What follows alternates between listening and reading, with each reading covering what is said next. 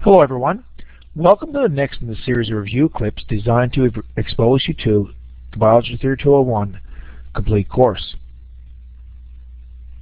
In this unit, in this example, we'll be looking at the spinal cord specifically. In terms of spinal cord, another important part of the central nervous system, it extends from the base of the brain all the way down the vertebral column.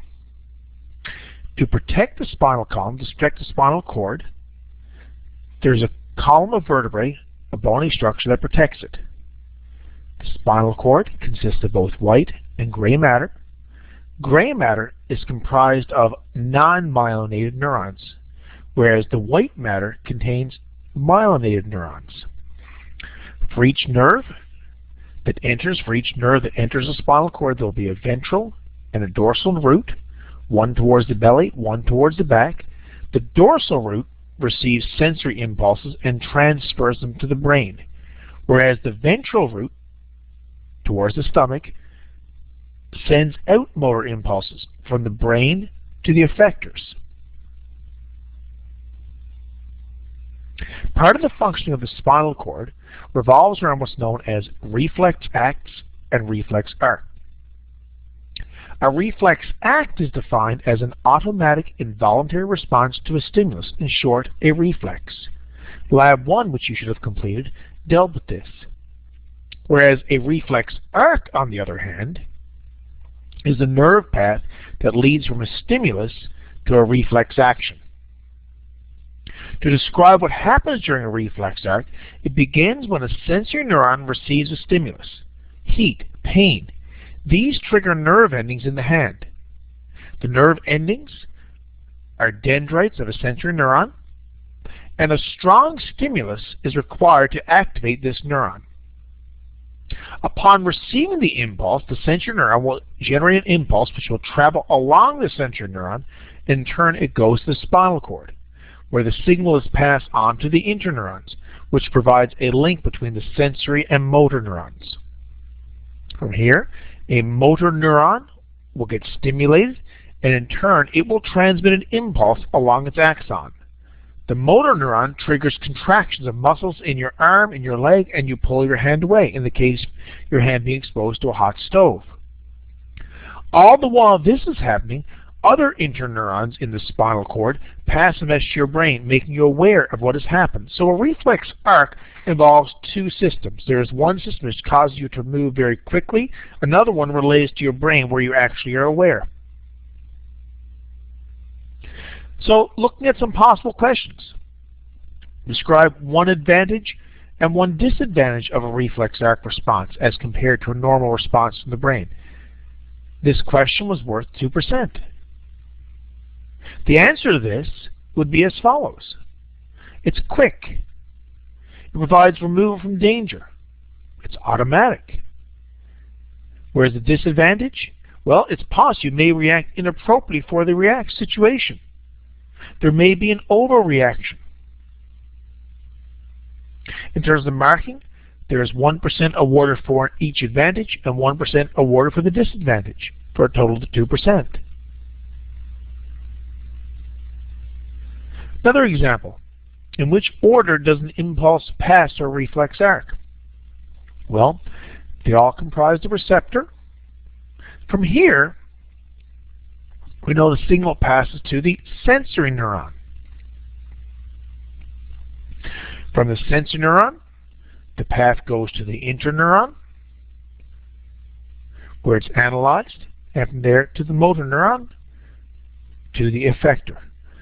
The correct answer then would be choice D.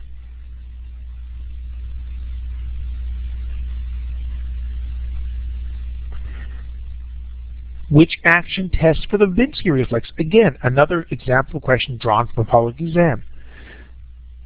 This is a direct reflection of work that was done in Lab 1. You would need to know what the Babinski reflex was. The Babinski reflex involved dragging the end of a reflex hammer across your foot. So the correct answer then would be B. For those who did the lab, you should have found that question very easy. We also dealt with the peripheral nervous system in the course. Remember, the peripheral nervous system consists of the autonomic nervous system and the somatic nervous system, two components. The autonomic nervous system is not consciously controlled. It's involuntary in nature. And it consists of the sympathetic and the parasympathetic nervous systems. The sympathetic nervous system, to be more specific, it sets off what we determine the fight or flight response to deal with an immediate threat. When the sympathetic nervous system is stimulated, heart rate, breathing rate increases, blood sugar is released. It can be good and bad. Test anxiety. You may be very nervous going into your public exam. The fact that your heart rate is going up. All those things are triggered when your body senses or detects the need to act in an emergency fashion. The parasympathetic nervous system, on the other hand, has the exact opposite effect of the sympathetic. After the threat is passed, nerves of the parasympathetic system slow things back down, remember. Now, if a nerve response is going to happen, there are four things that have to occur.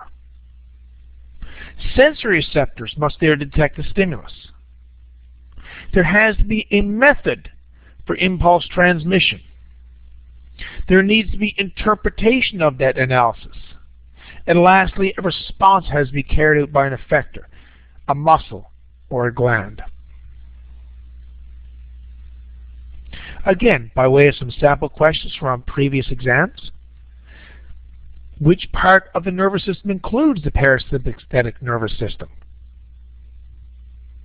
Well, the central nervous system consists of, remember, the brain and spinal cord. The somatic nervous system, well, that consists of your skeletal muscles, voluntary control. The sympathetic nervous system, well, that's the actual partner. The correct answer then is B, the peripheral nervous system.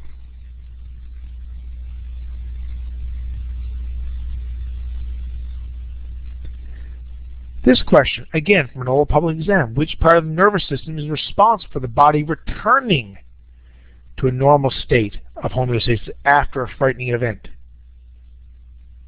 As we discussed a few short seconds ago, it is the parasympathetic nervous system that counters the sympathetic.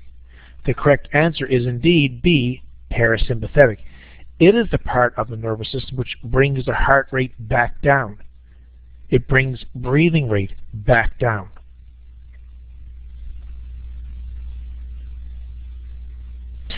And lastly, for this section, which regulates the contraction of voluntary muscles in the human arm? Regulates the contraction of voluntary muscles. Voluntary, therefore the correct answer is indeed D. Thank you very much for your attention, and I hope you found this review clip helpful.